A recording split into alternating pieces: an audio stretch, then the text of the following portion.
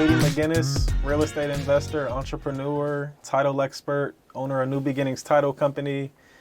Just an amazing person, dear friend of mine. Just want to say thank you for being on the podcast. You add a bunch of value to me and to a bunch of people that I work closely with. So thank you for coming on to the RIA. Thank you for having me. Yeah, no problem at all. So just to start from the beginning, how did you get involved in real estate? Like, did you always expect that you were going to be working in the real estate industry? Or tell us a little bit about your journey, kind of what brought you into this space and what kept you around. It's funny you asked that. So I was actually going to school for teaching. I wanted to do elementary school education, and I just happened to get a job as a receptionist at a title company. And I hated it. I did not want to do title. People were so mean, but I saw the money that was coming in, and I thought, hey, maybe I should switch my college degree to business and development. So I switched my college degree, and I was doing title 9 to 5, serving at a restaurant at night, and then doing night classes on Tuesday and Thursdays until I decided to literally stop going to school, which was not the best idea, but now it is. And I got my title license, and I think 3 or 2 years later, I opened my first title company. Okay. So I just kind of didn't want to work for somebody, I guess. Yeah. And after being in the industry for, 7 years, I was like, why am I working for someone when I can just open my own? Yeah, absolutely. Absolutely. I think that's similar in a lot of entrepreneurs' journey. Yeah. They have that realization that, hey, like, working for somebody else isn't for me. I could be growing something of my own. So the first question I would ask is, can you go ahead and tell us briefly what a title company is for those that aren't involved in real estate so they understand the role a title company plays in a transaction? Yeah, definitely. So we are pretty much the, person that funds the deal. We hold the money, we protect the money. We work with the buyer, the seller, the lender, if there's a transaction coordinator. And basically we clear title to make sure that when you are buying a piece of property or a land, that everything's clear, there's no judgments, there's nobody else that's going to come and claim the ownership of the title. So it's really just kind of a peace of mind. We make sure that your biggest investment is safe and that you won't have anybody coming in trying to take it from you. Yeah. So I try to tell a lot of people that aren't involved in real estate that are trying to get into the space. I used to sell cars. Okay. So the best way I can explain it is when you're selling cars, you're dealing with a salesperson, but after you sign the paperwork, they put you in finance. Yeah. And the finance department handles everything else. So similarly in real estate, after you have the contract executed, then you pass it off to the title company and they really facilitate the remainder of the transaction. You guys play like a super, super important role in getting the deal finalized. And I think a lot of people that are new to the space don't really understand that. And there's a lot of realtors that have been in real estate for years that also don't see the value of selecting a specific title company. Yeah. And I like to say not all title companies are created equal. Yeah. I think the majority of real estate investors would say that they've bounced around through several title companies until they find one that they like to call home. Yeah. And fortunately, through a relationship that I had, mutual relationship, Alex Cazada, he's the one that said, hey, you need to work with Katie. That's and awesome. Since I came here, I've never left. And I try to tell everybody about you guys because you guys are amazing. Yeah. And I've just never had a negative experience with you guys. You guys are on top of it. So That's awesome. Thank you. And that is very true because a lot of people open title companies thinking that it's easy. It's not easy. It's really hard. And they don't realize everything that goes into it because there's a lot that goes on behind the scenes. And, they're not the best title companies. They don't really know what they're doing per se. yeah. They don't have the knowledge, everything that goes into it. What if there's a claim? So you have to be very careful when you're choosing a title company. Yeah. So you were working for another title company prior to you starting your own business. Like, what was that experience like? And at what point did you decide, or what made you decide, like, hey, I think I could do this on my own? It's kind of interesting story, to be honest. So I was working for an attorney that really didn't know title. And I was kind of having to teach her title because when you're an attorney, you actually get your license without having to take the test. So I was doing all her marketing, doing a lot of the closings. I was really kind of the face of the company for a while. And I wasn't really treated the way that I thought that I should be. So I started to open a title company and they found out and they actually fired me as soon as they found out. So I was forced to, get going and open a title company. Unfortunately, that one I started with the wrong person as well, so it was a learning experience, and here I am today. Yeah. But that was actually 8 years ago when I worked for somebody, so I've been on my own for 8 years now. Yeah, that's amazing. From the outside in, when you're a business owner, everybody has the assumption that, everything's sunshine and rainbows and that you're doing extremely well. And just because you carry it well doesn't mean that the stress that you're dealing with isn't heavy. Yeah. You know what I mean?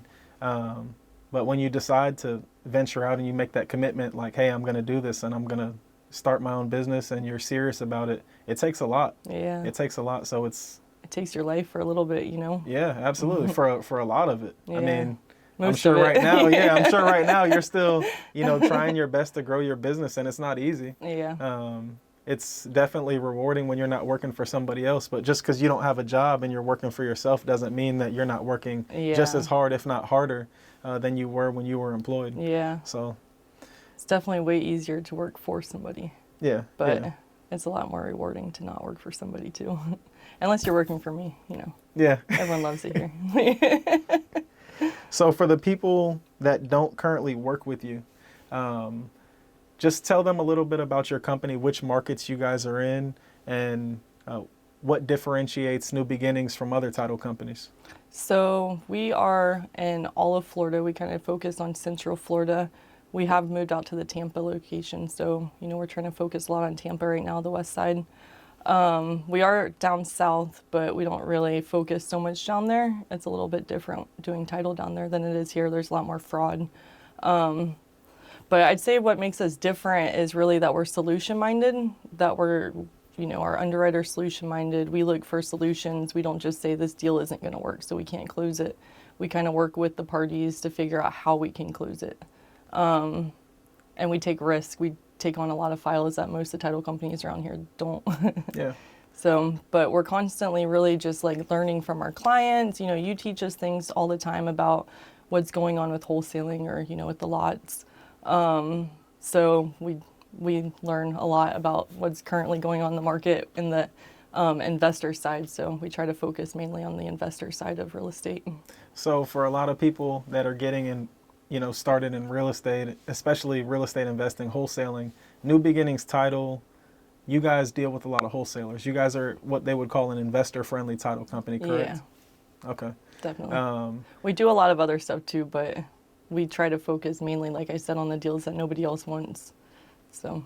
Yeah. So I think that it's common that being an entrepreneur, you have a lot of resistance from your family, because a lot of the times your family wants you to follow a traditional path in life similar to like what they did. They want you to go to college, they want you to get a job, work for somebody else, and they don't necessarily see the vision that you have. But ultimately, it's not their vision. So you kind of have to step out on a limb and just make that decision like, hey, this is my life. I'm going to make the decision and I'm going to do this for myself. I don't need to do it for you. So I know one of the things that I experienced was, it took me a while, but I had to realize I didn't have to ask anybody's permission to be great or anybody's permission to pursue things that I wanted to do. So for you taking that risk on yourself to start a title company, what was that like?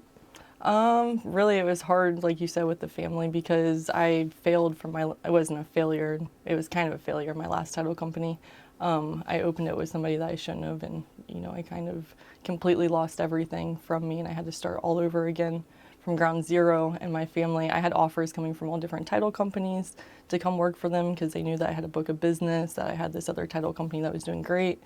So my family really wanted me to take those offers. They didn't want me to, do New Beginnings, especially at the time that I opened. It was January 2020, and then the pandemic happened. So my dad did not want me to do it. My mom was cheering for me, but today they're very happy that I made that jump and that I did do New Beginnings Title Company because here we are today. But I would say really family, friends, you lose a lot of friends when you start a company. Unfortunately, I can't really go out all the time, unless it's with clients. I can't go to everything that they want me to go to. So I'd say really friends and family, just they tend to doubt you when they should really be cheering for you more often.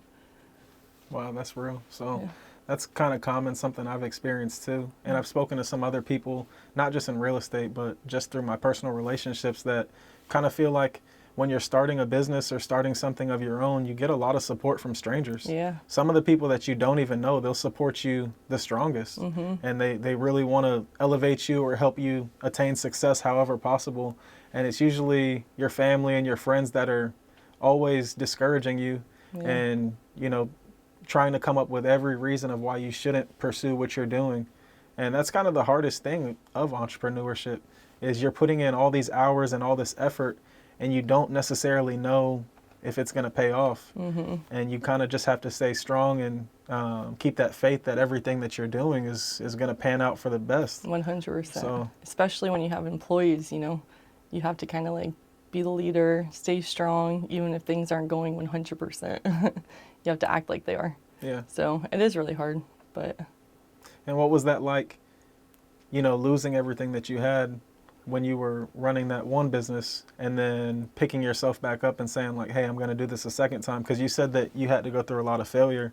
And at the end of the day, I think that failure is a good thing. I wouldn't even necessarily call it failure. That has that's a negative word for me. I just look at it as a learning opportunity. Oh, 100%. And sometimes it's a hard learning opportunity, but nonetheless, you have all those experiences that you gained from things not going the way that you wanted it to. So, the second time around, did you feel more confident that you were going to be able to execute on the title company? Or I was scared. Yeah.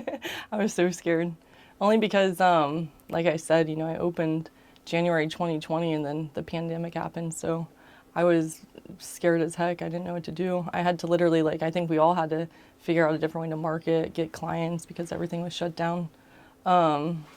But fortunately, I was scared and hungry. So I reached out to a lot of people. I got a lot of new clients. I figured out how to market in a different way. But yeah, it was definitely a struggle. I'm not going to lie, but I learned a lot. And I think it made me kind of who I am today. what do you think was the best strategy for growing the business? Like you're saying marketing, do you think you grew a lot of do you think you grew organically through like word of mouth, or was your best marketing strategy like online, pay-per-click advertisements or like direct mail?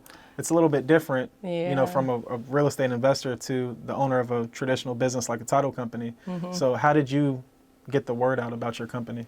So a lot of Facebook, believe it or not. I really blew up Facebook about New Beginnings Title Company, new title company. We started doing remote online closings at that time. We were one of the first people to do it with my underwriter, luckily. So I was really, focused on marketing that we go to you or we can do the remote online. People really like that. I did a lot of, at that time I didn't do events. I was doing a lot of CE credit classes online, everything virtual. I did a few happy hours that were virtual.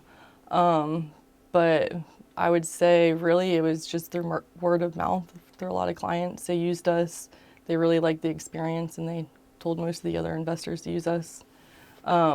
I did join a few business networking groups too, to meet some people through that way. But it was really once people used us and they liked the service that we gave, they just came back. Yeah, exactly. The product is what keeps you. So for me, I bounced around to numerous title companies, and they would always start out, I'm not going to put any names out there because, I did have good relationships with the people that were working there, but nonetheless, it would start out really well. I would never have any problems. If I asked a question, I would get a timely response. And then as the time progressed, my files would get less and less attention. Sometimes it'd take 3-4 days to get a response. And I realized there was always a delay in my closing. And I think it's common in real estate that you can never count the money before that wire hits. But nonetheless, for there to just be delays in the closing, that's off of negligence. It kind of becomes unacceptable. It's like, hey, why are you dropping the ball? And ultimately, it makes you look bad, and it makes me look bad to the client. So when I had somebody tell me, hey, work with New Beginnings, and I started working with you guys, still to this day, and I'm not saying this just because I'm, doing a podcast with you, but I've never had a negative experience with you guys. You guys are always on top of it. There has been numerous occasions where I was working a deal with another title company, not because I wanted to, but because the wholesaler that acquired the property, they had already initiated the transaction with somebody else, and they dropped the ball. And then I said, hey, can we transfer this to my title company? I'm sure that they can figure this out. And you guys came through in the clutch and Yeah. saved the deal. So Thank you. I hear that a lot about other title companies. It's communication. So I take everything that people tell me and I make sure that we're very strong in it. yeah, But communications, I tell everybody like 0 email policy. You know, when you go home for the night, make sure all your emails are answered. Even if it's, you know, I can't get to this right now, I'll get to it tomorrow. Or you'll have an answer by the end of the week. People need that communication. You can't just not talk to them. Bad news, you know, good news, whatever it is, they need the news. So I think it happens a lot with other title companies. They get the client in and they think they don't really have to service it as well as they did when they first got them, and they just kind of drop the ball. So that's another thing that makes us different. You know, we make sure that we're always communicating. You're always going to be, you know, treated the same way that when you first started. We really pride ourselves on family relationships here too. We treat everybody like family. for somebody that was looking to start like in the title industry, what advice would you give them? Like, where would you point them in the direction to start? Because I know a lot of title companies, they want to hire people that already have experience. So it's kind of like plug and play. They don't want to have to teach you. They want you to kind of, you know, already have some basic knowledge. So Yeah. there's not like a big learning curve there. Maybe they don't understand the systems and processes that your title company has, but they already have a basic understanding of like underwriting and how you need to communicate with clients. So somebody that's just starting out and said, you know, hey, I want to pursue a career in the title industry, what advice would you give them? This is really detail oriented. So just make sure that you're like really good with details, you know, filing paperwork. But you kind of have to start as a processor or a transaction coordinator. When you want to get into a title company, you can't just jump into being a closer. But like I started as a receptionist, you know, I was doing recordings and policies and I was seeing like how the files end. And I think that's how I really got a good understanding, because I didn't even know what title insurance was when I first started. So I guess the only advice would be just maybe, you know, study. I don't know, run, don't do it. I'm just kidding. No, if you really, really want to get into title, you definitely want to start as a processor. Okay. The only problem is most people, you know, that have good jobs, if they can't just jump into title because, you know, you're kind of going to a lower paying job. I had a lot of people like a couple months ago trying to apply that were doing lending, but you know, they're making 6 figures doing lending. They don't want to Take a pay cut. Yeah, to do processing, but you know, that's something you have to do to learn, unfortunately. Yeah, but sometimes in this business, you do have to sacrifice the income just to get the experience. I started making $10 an hour. Wow. Yeah. Wow. And I was serving, making like, you know, $200 a night. But I took that pay cut to learn because I saw that there was money in the industry. So you've had a pretty long journey. Yeah. Because you've been in title for how long? Since I was 21, and I'm 34. I was going to say, I didn't want you to announce any type of age. I know some people Feel good about it. Yeah, some people are a little weird when it comes to that. I'm not going to announce my age. Yeah, know? it's cool. But a long time. It's been pretty much, I mean, I did serving from really 16. I was, you know, a receptionist, and I did serving, and then I didn't want to get stuck in that rabbit hole because you don't really get out. So I literally took a pay cut to learn title. But here I am today, so I can't really say anything about it. Definitely just learn. So I know in the past I've done numerous events with you, but I know you guys are working on a ton of events this year. Like, do you have anything coming up? What do you have planned for 2024? Yeah, so actually we're doing our kickoff New Year's party on February 8th. We couldn't get the venue, unfortunately, for January, so we're doing it a month behind, but it's kind of nice because you get to celebrate again the New Year's, you know, a month later. So we're doing that at the Citrus Club. So we also got Magic season tickets this year that we're actually giving out to clients in raffles. So and able to get your name in there, anyone that does a closing with us for that week, we draw every Monday, you have a chance to win Magic tickets. So that's kind of a way that we're giving back. And we have a lot of events planned for 2024, but we don't have the exact venues or dates. So you just have to follow us on social media to see what we're doing, and, you know, join our mailing list on the website to get all the updates for all the events that are going on. So if somebody wanted to follow you guys, like how would they do that? Do you have Instagram, you have Facebook? Yes. How could they stay updated with New Beginnings? So we have Facebook, we have Instagram, we have YouTube, and we have a mailing list. I think the mailing list is the best way, and all you have to do is go to www.nbtfl.com, and as soon as you go there, there's a pop-up that you can put your name and your email in there, and then we email blast all the events that are going on. But we also post them on Facebook, so you can follow us at Facebook or Instagram, New Beginnings Title Company, LLC. Pretty simple. Okay, perfect, perfect. Well, I'm going to make sure that I include, all your social media handles in the description. Definitely. And any events that you have coming up, I'm going to try to be a part of them, or I'm going to Yeah. blast them out to my audience however I can. But Thank Katie, you. thank you so much for being on the podcast. I really appreciate you. And I hope that, you just continue to grow and prosper. In any way that I can help, just let me know. And anybody that's listening to this, I just want them to know if they're looking for a title company to call home, they can find that at New Beginnings. Yeah, just call Katie and she'll take care of you. Awesome. Thank you so much. We love working with you and all your events too. So thank you for having us. Yeah, absolutely.